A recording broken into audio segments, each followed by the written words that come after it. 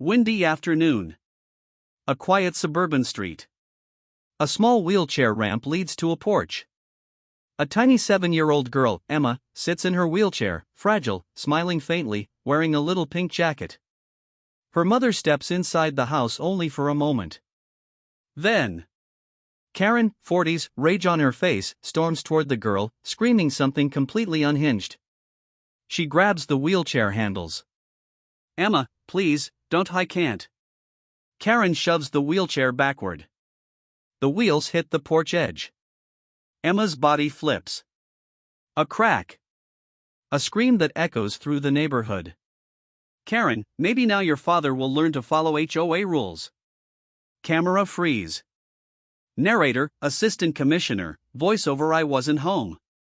But in the next 12 minutes, every living soul in that HOA would learn exactly who I am and why they should have never touched my daughter. My name is Daniel Hayes, Assistant Commissioner for the entire county. People think my job is paperwork, briefings, and dress uniforms. But for 18 years, I chased murderers, human traffickers, cartel networks, and armed gangs. Nothing, absolutely nothing, prepared me for seeing my little girl broken on the pavement. And worse. Broken by a neighbor. A woman who lived 80 feet from my property line. A woman who smiled whenever she saw my wife. A woman who always talked about protecting the neighborhood. She didn't protect anything. She destroyed the one child who had already suffered enough in life. 1 hour earlier, everything was peaceful. Emma sat on the porch drawing butterflies. My wife, Lily, prepared lunch. I was at the station, signing a probation appeal. Normal day. Then Karen marched down the street with a clipboard and a measuring tape. HOA Karen. Always hunting for violations. Always screaming about imaginary rules. Always threatening fines she didn't have the authority to issue. She walked by our home, narrowed her eyes at Emma's wheelchair ramp, and muttered, "Disgusting clutter. Completely ruins the aesthetic." Emma heard her. But she pretended not to. She was used to cruelty. But not this level. Not what would happen next. Karen hated 3 things. Children. Anyone happier than her. Anyone not obeying her. But she had a special hatred for us. Because 6 months ago, she tried to have our wheelchair ramp removed, claiming it lowered neighborhood property value. Until she learned what I did for a living. She backed off. For a while. Then an HOA election happened. And Karen became HOA president. She gave herself absolute power. At least she thought she did. She started with small harassment, daily photographs of our home. Letters taped to our door. Complaints about our unauthorized medical equipment, the wheelchair ramp. Threats of escalation. We didn't know escalation meant attacking a child. But when evil has no consequences, it evolves. Emma lay twisted on the ground, gasping. Her tiny hands shook. Karen didn't try to help. She didn't even look scared. Instead, she yelled. "This is what happens when you defy HOA orders. That ramp is illegal." Neighbors heard the crash and ran outside. Mrs. Green screamed when she saw Emma's motionless body. Karen yelled at her too, "Go back inside. This is HOA business." My wife burst through the front door seconds later. The scream she let out. I still hear it at night. My phone buzzed inside the station. Unknown number. But when I answered, all I heard was Lily's voice, broken, trembling, half screaming. "Daniel, it's Emma, SHE can't move, she's not," her breath shook. Karen. Karen pushed her, she pushed her off the porch, "Please, please come, please hurry." My heart stopped. There are moments in life when something primal breaks inside a parent. Something ancient. Something unstoppable. I didn't sign out. I didn't tell my captain. I didn't grab paperwork. I grabbed my keys and ran. Because someone hurt my baby. And hurting my baby means ending your world. I arrived in 5 minutes. 5 minutes too late. Paramedics were already lifting Emma onto a stretcher, her little body strapped tight so her spine wouldn't worsen. She whimpered when she saw me. "Daddy, my back hurts." I knelt beside her and kissed her forehead. "Daddy's here. Daddy's here. Daddy's here." Karen stood across the yard with crossed arms. "Maybe now you'll remove that ugly ramp," she said. I walked toward her. Something in my eyes must have told her this wasn't a normal day. She stepped back, swallowing hard, finally afraid. Good. She should be. Karen tried to walk back toward her house like nothing had happened. I stepped in front of her. "Where do you think you're going?" She shrugged. "This isn't my fault." The little brat rolled herself off. Kids like her shouldn't be outside alone anyway. The paramedics froze. Neighbors gasped. Even her own husband, who had just walked out, looked horrified. I said nothing. Because anger this deep doesn't need volume. Karen smirked. "Oh, please. What are you gonna do? Write me a citation?" My badge glinted under the sun as I lifted it slowly. "I'm Assistant Commissioner Hayes," I said softly. "And you laid hands on a disabled minor." Her smirk vanished. And for the first time that day, she realized her life as she knew it was over. Two of my deputies arrived moments later, lights flashing, sirens cutting through the air. Karen raised her hands like she was the victim. "This is harassment. I am the president of this HOA. He can't arrest me." Deputy Morales didn't blink. "Ma'am, you assaulted a disabled child. Turn around. Hands behind your back." She screamed, twisted, kicked, tried to resist. Neighbors filmed everything. Her husband backed away, shaking his head. Karen shrieked, "You don't understand. That ramp violates HOA code." I was fixing the violation. Morales replied calmly, "That child has a broken spine. You're going to jail." Click. The handcuffs closed. She became silent. Completely silent. Reality finally landed, harder than any fall she caused. Emma was rushed into emergency surgery. The waiting room felt colder than winter. Lily sat beside me, shaking uncontrollably. I should have stayed with her. I should have. I held her hand tight. "No. Karen did this. Not you." The surgeon approached after what felt like hours. His face was calm, but serious. "She's stable. But her spine is severely damaged. We won't know full mobility outcomes until swelling goes down." Lily broke into tears. I swallowed hard, trying to stay strong, but my voice cracked. "Will she walk again?" The doctor paused. "I can't promise anything yet." And just like that, our world collapsed. Within hours, the story spread everywhere. HOA president indicted for assaulting disabled child. News vans lined our street. Reporters camped outside Karen's home. Neighbors formed a crowd demanding her removal from the HOA board. One reporter shouted toward our door, "Assistant Commissioner Hayes, will you press full charges?" I didn't answer. I didn't need to. Because the law would. And I would make sure the sentencing matched the damage she caused. Karen hired an expensive attorney. He tried the mental instability defense. He tried the accident defense. He even tried blaming Emma, saying children with disabilities are prone to falls. Until the DA played the security footage. Yes, security footage. Our neighbor's Ring camera caught everything.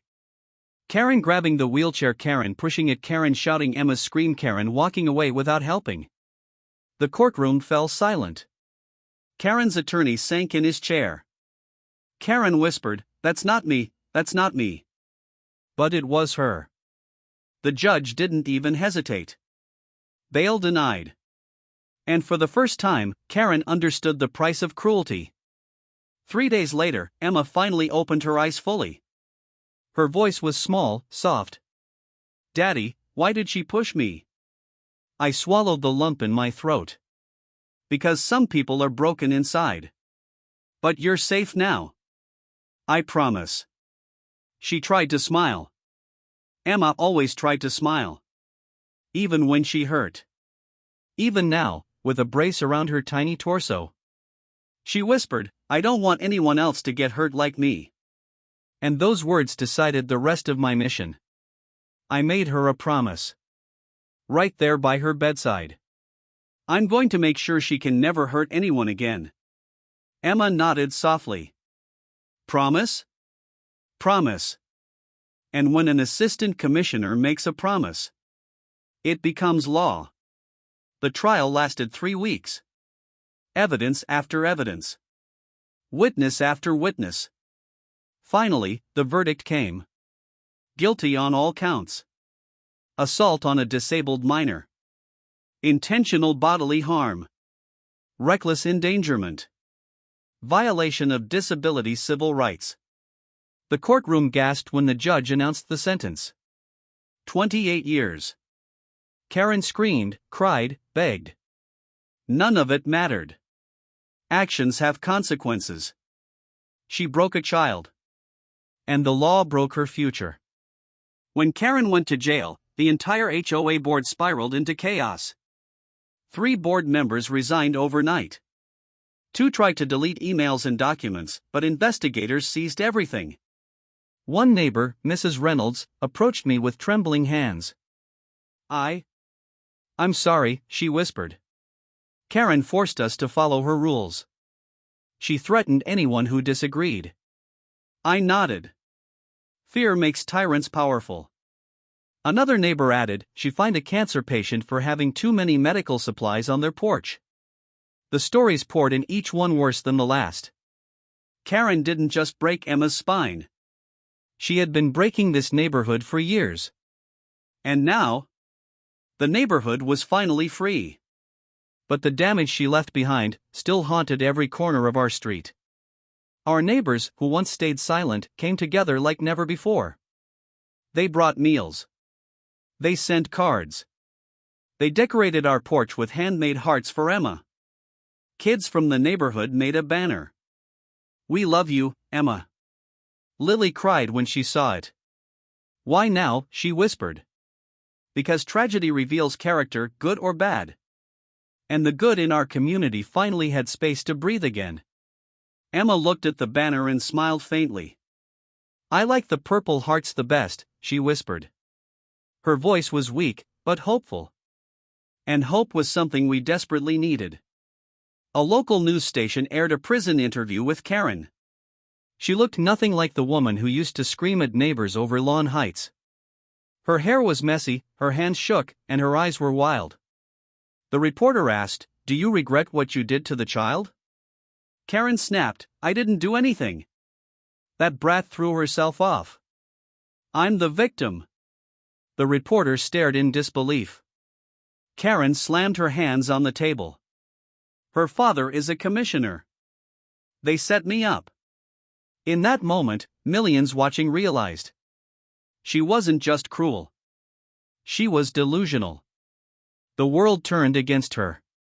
And justice felt even more righteous. 3 weeks later, Emma began her first physical therapy session. She cried when the therapist adjusted her legs. Not from weakness. From frustration. I want to run again, like before, she whispered. You will, I said. Maybe not today. But someday. She lifted her head. Promise? I smiled through the ache in my heart. Promise. The therapist, a kind older man named Jordan, knelt beside her. Every superhero starts with a challenge, he said. And you're already the bravest kid I've met. Emma smiled, just barely. But that tiny smile carried the weight of mountains. 3 months later, the neighborhood held a new HOA election. This time, people didn't choose bullies. They chose protectors. Community builders. Neighbors who cared more about people than power. When the new president was announced, a kind retired teacher, everyone cheered. One of the board members stepped forward. We're removing every rule Karen abused. This neighborhood will never be a dictatorship again." The crowd applauded. Another member added, "And the ramp at the Hayes household will stay permanently approved." Lily squeezed my hand. For the first time in a long time, we felt peace. Not the silent kind. The safe kind. The sentencing hearing was packed. Victims. Neighbors. Parents. Reporters. Even HOA representatives from nearby communities attended, wanting to witness the downfall of suburban tyranny. I sat in the front row with Emma and Lily. Karen was brought in, shackled, trembling, still denying everything. When the judge entered, silence washed over the room. He read the charges one by one. Then he looked directly at Karen. "You hurt a disabled child. You abused authority. You terrorized your community." Karen's lip quivered. "You are hereby sentenced to 28 years, with no possibility of parole until 20 years served." Karen screamed. She sobbed. She begged. But the judge didn't react. Justice doesn't negotiate. When the gavel struck, Emma whispered, "Daddy, is she gone forever?" I held her close. "She'll never hurt you again." 1 year later. Emma walked 5 steps on her own. Tears flooded Lily's eyes. Jordan the therapist cheered. And I felt like the world finally made sense again. Emma hugged me tightly. "I told you I'd walk again, Daddy." "Yes," I whispered, "you did." Life wasn't perfect. But it was ours again. Free of fear. Free of Karen.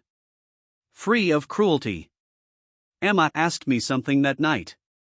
"Daddy, why do some people hurt others?" I kissed her forehead. "Because they're weak inside.